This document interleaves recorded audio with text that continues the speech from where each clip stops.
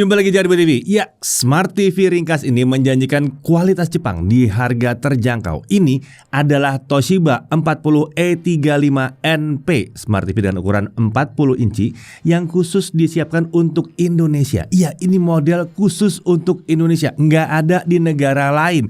Hebat ya, ada apresiasi dari Toshiba khusus untuk Indonesia sampai ada tipe TV yang khusus seperti ini. Nah, seperti jajaran TV Toshiba yang lain, TV yang kita bahas kali ini juga punya sentuhan Jepang di dalamnya. TV ini disebut Design in Japan dan Fine Tune in Japan. Yang kalau dari pengalaman kami ini berarti kualitasnya emang beneran dijaga. Untuk memastikan hal tersebut, beberapa fitur seperti Rexa Engine HG, Rexa Power Audio, dan lain-lain itu disertakan dalam TV yang satu ini. Oh ya, ini juga pakai Android TV yang berarti dukungan aplikasinya melimpah. Oke, kita langsung aja mulai pembahasan TV ringkas yang satu ini. Ya, Smart TV 40 inci. Di era sekarang ini, TV seperti ini harusnya cocok buat yang punya ruangan gak terlalu luas, tapi tetap ingin punya TV dengan fitur kekinian dengan kualitas yang terbilang memadai. Misalnya untuk yang tinggal di apartemen tipe studio atau di kos-kosan ya, atau ya mungkin kamar yang gak terlalu besar ya. Ukuran layar yang cukup besar tapi nggak bisa terlalu besar ya, cocoknya mungkin sekitar 40-43 inci itu harusnya akan lebih cocok untuk ruangan-ruangan yang emang nggak terlalu gede gitu ya, jadi nggak terlalu menu-menuin lah gitu ya.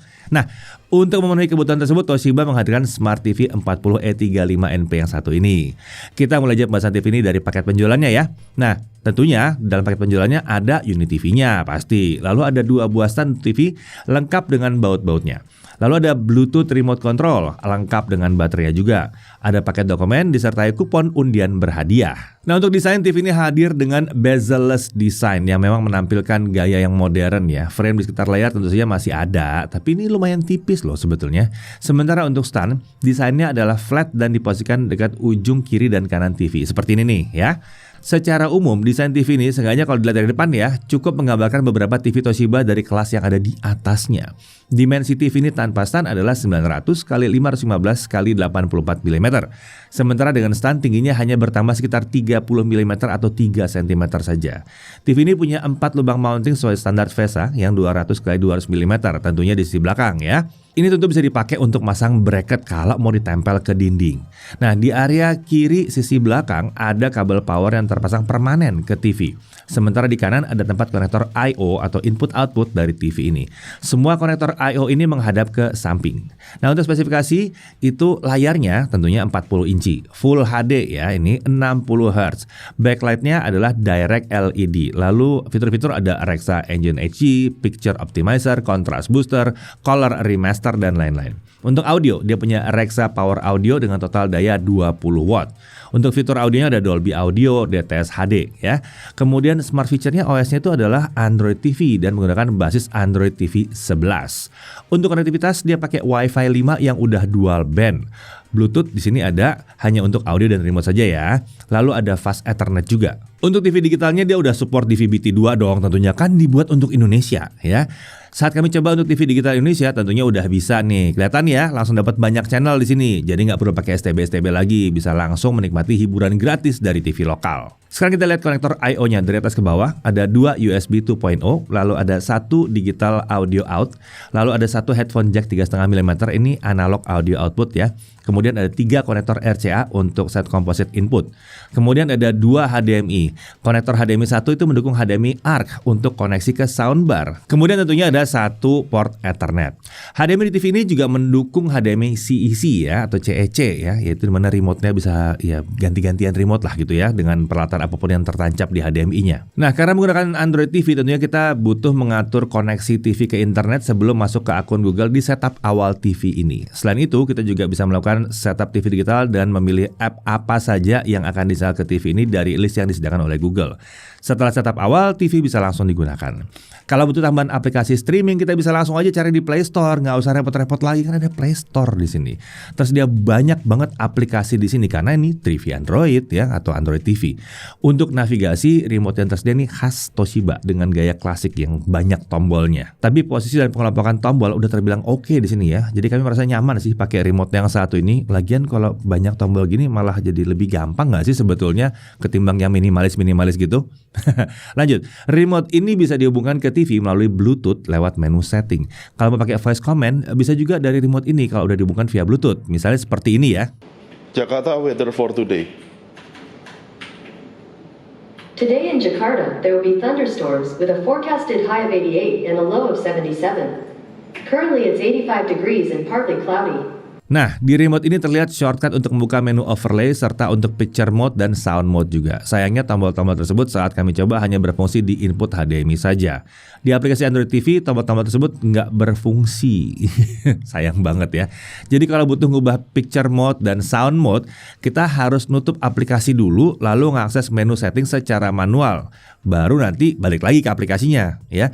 Jadi misalnya Netflix gitu, mau nonton, mau dirubah parameter gambarnya, ya mesti matiin dulu Netflixnya ya. Ini sayang banget sih, karena ini membuat kita nggak bisa ngeliat hasil pengaturannya secara real time. Nah lucunya, kalau kita pakai input dari HDMI atau perangkat lain nyolok ke HDMI gitu ya, terus ditampilkan ke layar, nah pengaturan lewat overlay bisa dipakai. Jadi nggak perlu keluar dulu gitu ya, nggak usah mematikan dulu tampilannya, nggak usah. Ya harapannya sih sebetulnya itu berlaku buat semuanya ya, mau buat Androidnya juga begitu, mau buat input yang lain juga begitu, mau TV juga bisa begitu, harusnya gitu. Semoga aja ini bisa diperbaiki oleh Toshiba via update ya. Nah, kalau butuh casting konten ke TV tentunya pakai Chromecast built-in yang memudahkan kita memindahkan konten dari smartphone atau tablet ke layar yang lebih besar. Lalu beralih ke USB, kita bisa masang storage baik untuk muter konten yang ada di dalamnya atau untuk merekam TV lewat fitur PVR. Ya, jadi kita bisa merekam siaran TV ya.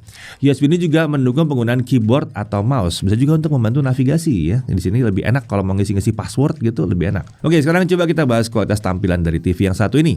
Kalau ngeliat harga Smart TV ini harusnya kita nggak bisa ngarepin kita mendapatkan tampilan yang luar biasa seperti TV-TV yang harganya puluhan juta ya. Tapi secara umum tampilan TV ini terbilang memadai lah untuk kelas harganya. Tampilan juga cukup rapi, bebas dari hal-hal yang mengganggu lah ya glitch-glitch yang aneh gitu nggak ada di sini. Kalian merasakan warna tampilan TV ini terbilang oke ya, nggak terasa kurang tapi nggak juga berlebihan.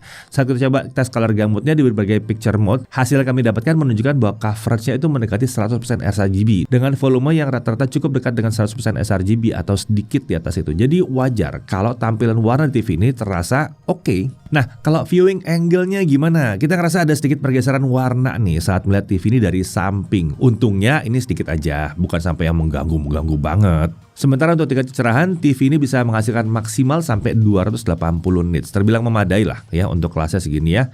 Nah, bagaimana dengan resolusi Full HD di TV ini? Apakah ini jadi masalah? Kami rasa enggak sih ya sebetulnya ya.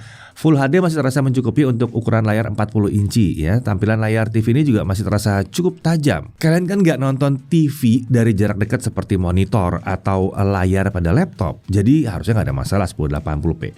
Bahkan saat memutar konten 720p pun kami nggak merasa tampilan jadi pecah-pecah. Masih oke lah ini. Nah, beralih ke audio, ternyata speaker bawaan TV ini tidak seperti yang kami bayangkan. Bener-bener nggak seperti yang dibayangkan. Awalnya kami tidak berharap banyak, mengingat ini kan TV dengan harga yang terjangkau.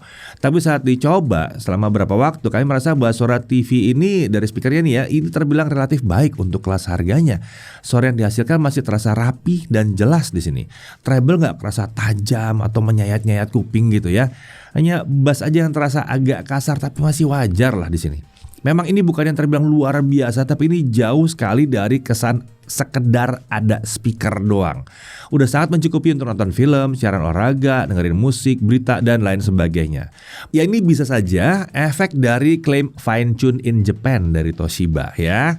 Kalau dirasa belum cukup, kita punya opsi untuk pakai sistem audio ekstra lewat analog audio output, digital audio out, atau ya HDMI ARC. Terkait input HDMI ke TV ini tentu saja hanya bisa mencapai 1080p 60 fps aja. Ini bisa untuk penggunaan bersama dengan PC, Blu-ray player, dan juga game konsol. Lalu bagaimana dengan game konsol generasi terbaru? Masih bisa sih, masih bisa. Memang resolusinya memang belum terbilang optimal untuk konsol generasi baru, tapi kalau sekedar mau menikmati game masih cukup banget sih Full HD ini. Terlebih lagi ada game mode di TV ini.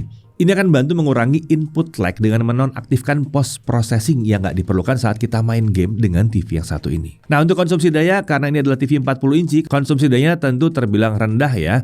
Rata-rata di kisaran 30-35 watt saja di konfigurasi standar. Ini berlaku untuk berbagai picture mode yang tersedia di situ.